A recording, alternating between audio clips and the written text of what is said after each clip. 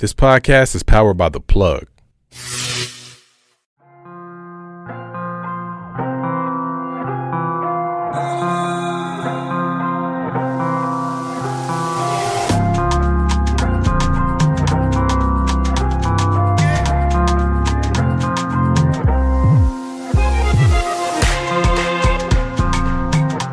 So I'm sitting here, it's January 3rd, and like a lot of my peers, I think I'm starting to feel the pressure of the new year. I think a lot of us took some time off, whether it was to observe holidays that we personally celebrate, or just given that so many businesses do offer time off during this time of year in the winter, that we decided to take some time off too. I know that also looks very different as an entrepreneur myself and for other self-employed friends of mine. And now it feels like since everything's back open, we're supposed to hit the ground running.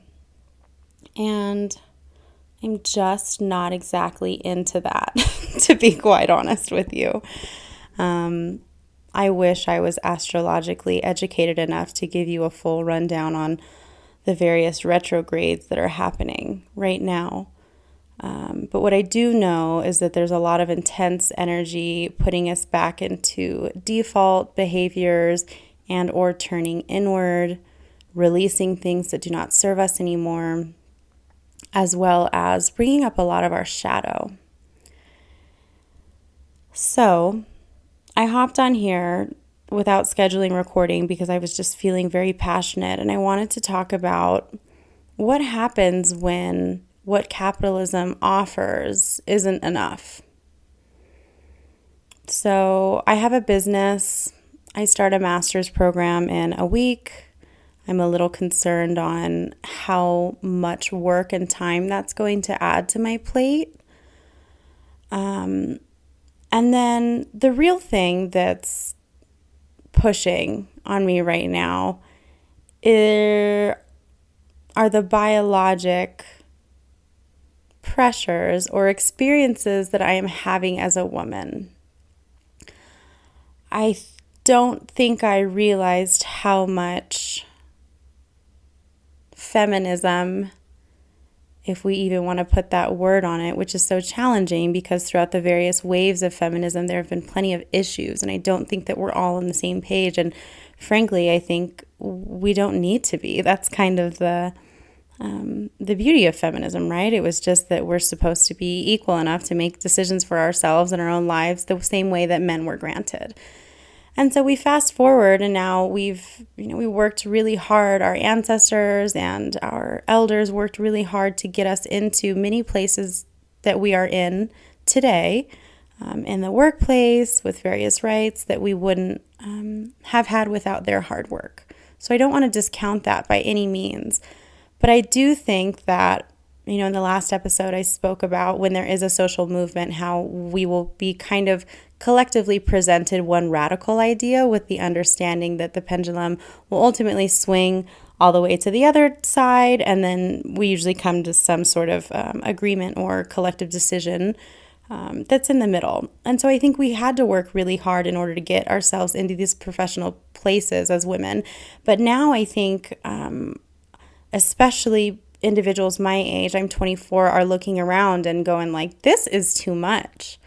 I think that has to do with a lot of us just getting out of college a couple of years ago. And so it's our first years where we're primarily professionals and working. And I think there's also this second microscope almost that we were given, or magnifying glass, as a result of sitting with ourselves throughout COVID and quarantine and taking a really deep analysis at our lives and our society at large. I think a lot of people my age are also becoming increasingly disillusioned with the capitalistic society that we're living in.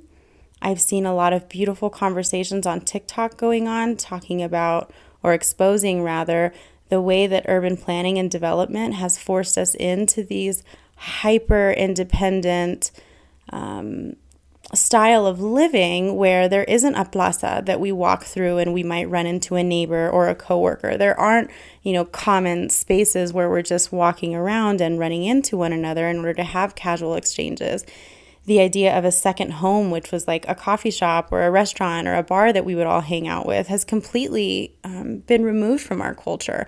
We drive everywhere. Public transportation, at least here in Colorado, is not set up so that one could really not have a car. Obviously, in places like New York or LA, that's very different, but there's a lot of suburbia around here, and so it really removes us. And then we have an increasing amount of drive-throughs and businesses put in where we don't even have to exit our own little vehicle, where we're in our own safe bubble in order to get the things that we need, whether it's a coffee or lunch or things for our kids or whatever, right? You don't even have to go into the grocery store anymore. You can literally sit in your car and someone will place the items that you bought on an app and put them in your trunk. I mean, that's kind of wild. And I'm thinking that while all of these advances have been very helpful and useful and allow us to get more done and be more productive, what is the value of our productivity? Because I don't think that having a lot more money is really making anybody much, much happier. In fact, there's been plenty of studies done where you reach a sort of threshold. More money, more problems. That saying isn't around without any basis. So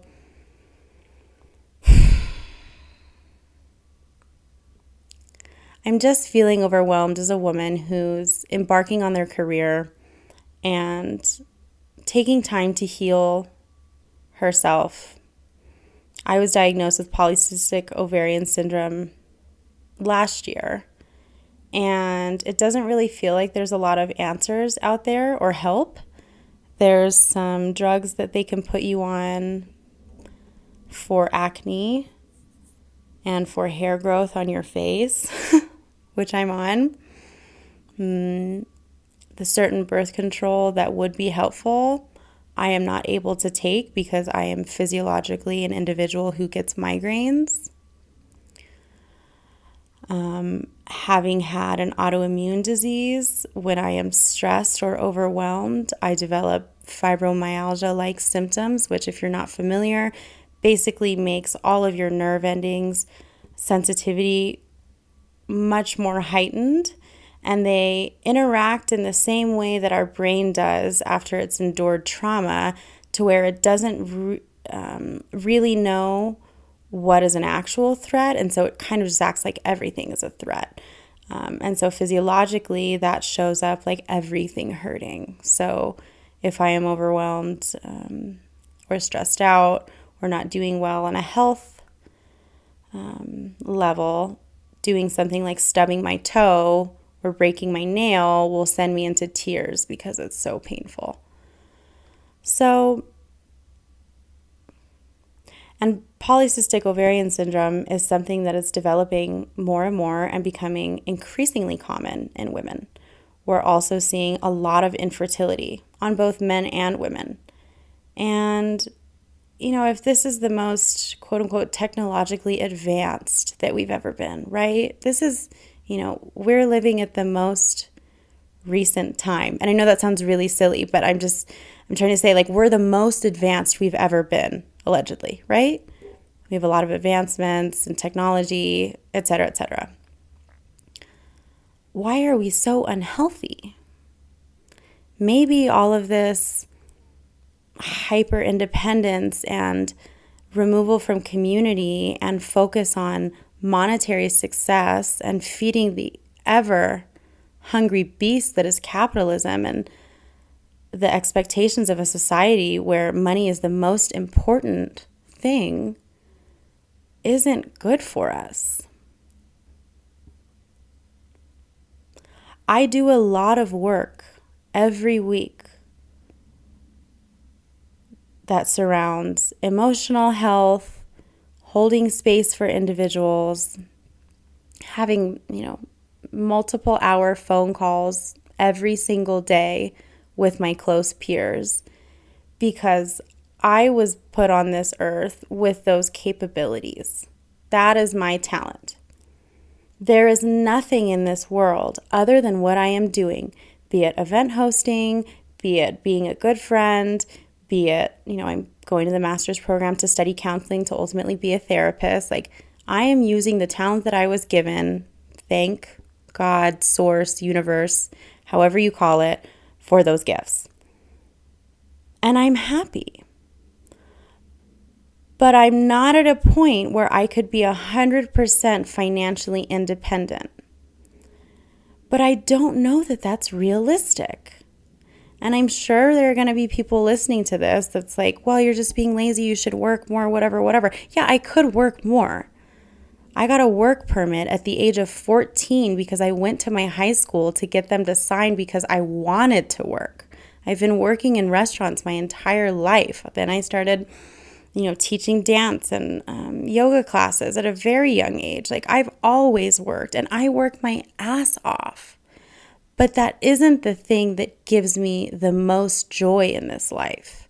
So if I'm given the choice to hold space for people and really prioritize community-oriented tasks and responsibilities, I would do those over and over again without any expectation or desire for a monetary reciprocation. And I think this has been what women have done for a really long time. I think there's a lot of shame with wanting to be in the house, and even people now who electively choose to be housewives, I know, get a lot of shade, like they're, some oppressed women, which, like, let's be clear, of course there's going to be abusive situations where someone is not allowed to work and they wish they could leave the house, and there are some wrongdoing or malintent there.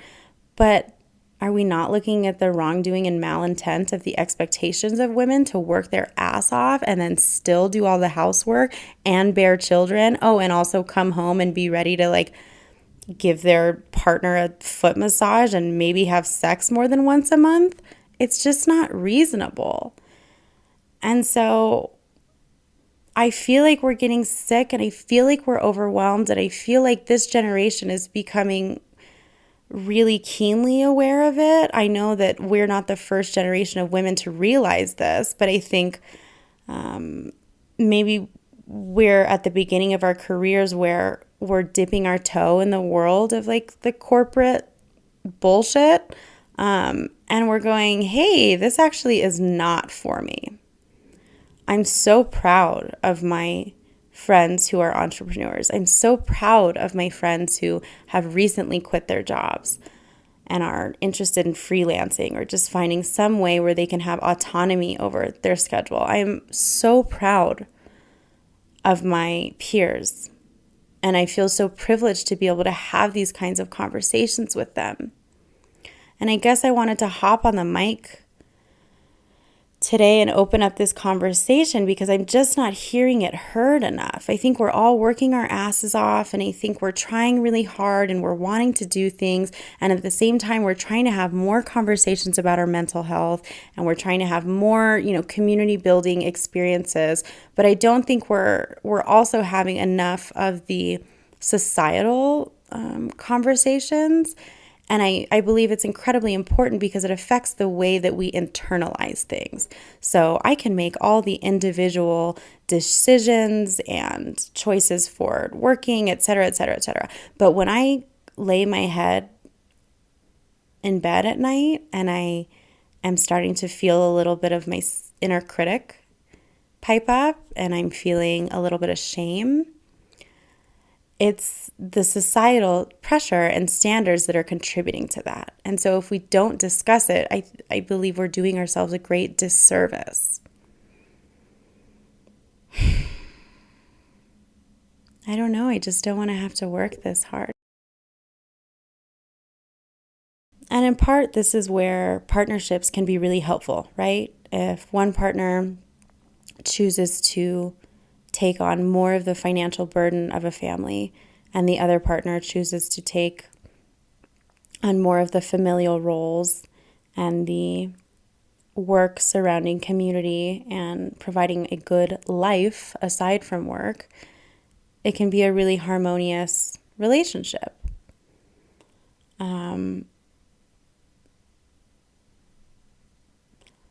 But I don't know, and obviously this is from personal experience. I would love to see more, and I'm sure that there's plenty of people that can testify to this. But I guess I haven't seen a ton of examples where that sort of harmonious relationship is exercised and there isn't an element of oppression involved. There isn't an element of shame or of control involved. It isn't coming from a place of service like, no, I see and I recognize your gifts, so I'll take care of the money part. You do what you do because I see value in it and I benefit from it, right? I'm not hearing that conversation, I guess, as much as I would like to. And I sure hope that me talking to this mic right now helps me manifest a partner like that.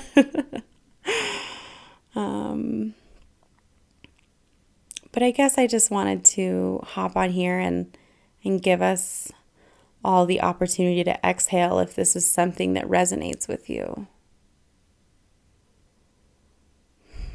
I think we've been working really hard for decades and generations. And I don't think this country has ever seen equity, happiness, fair trade, and quality work conditions ever. It wasn't designed for that. It was designed on slavery. It was designed on classism. It was designed on racism and colorism. So I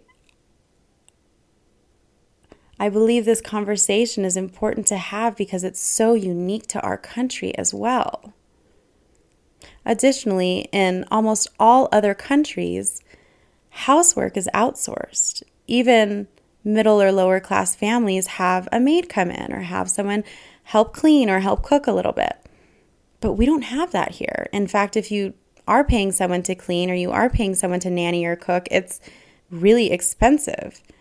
And so I'm not jiving with this expectation that women are supposed to work our asses off in order to prove our intellect and contributions to society, come home and do the majority of the housework and cook and take care of ourselves and heal ourselves and be good partners and potentially bear children if that's part of your family decision and be happy about it.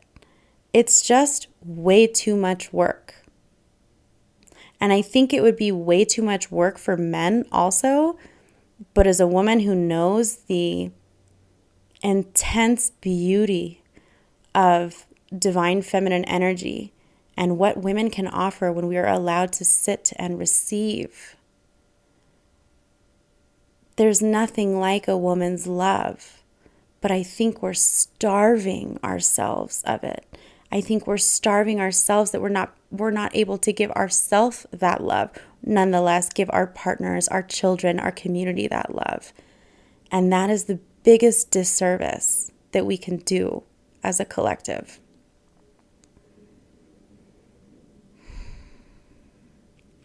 I just want us to take a little bit of a break and re-strategize how we're going to go about things.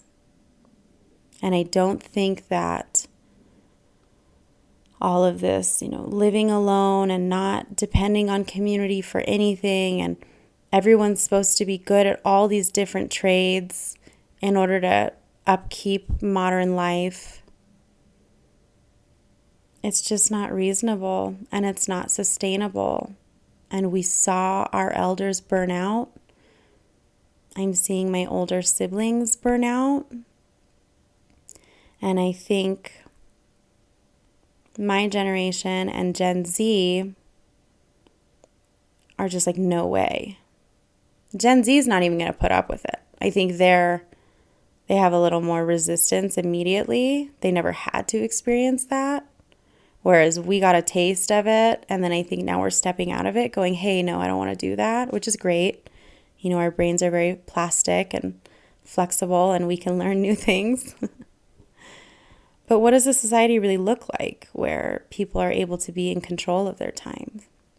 People are able to be in control of what makes them happy. People are able to do and think freely without having so much power over them.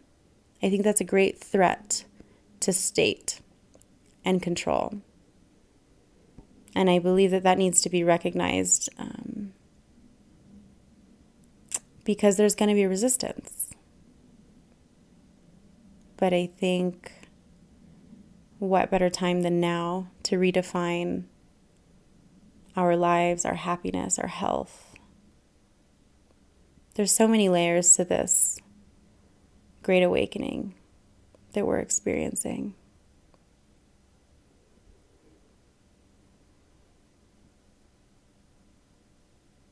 I'd love to hear your thoughts on this. As always, please shoot me a DM, write me a letter, write me an email, Jules@besosjules.com.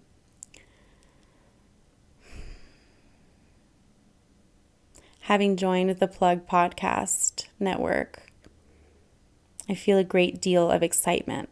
And so the past recording on polyamory was very much a conversation opener.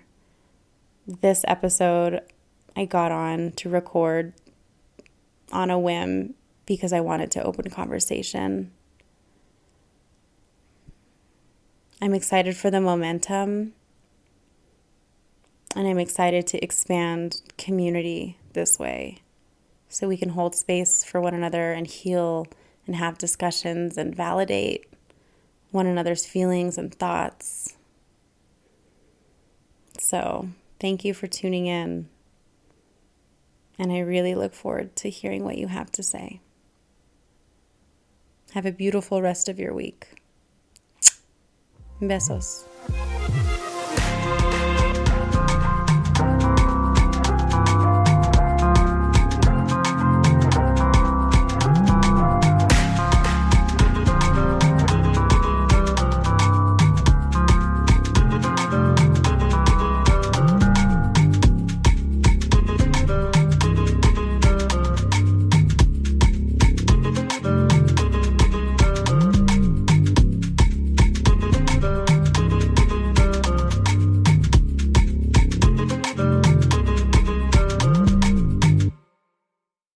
Thank you for listening to this episode. If you or your company are looking to jump into the podcast world, now is the time. The Plug Agency is here to connect you to the full power of podcasting. You just record and leave the rest to us. The people are listening and want to hear from you. theplug-agency.com. That's theplug-agency.com. Click the link in the episode description for an exclusive offer.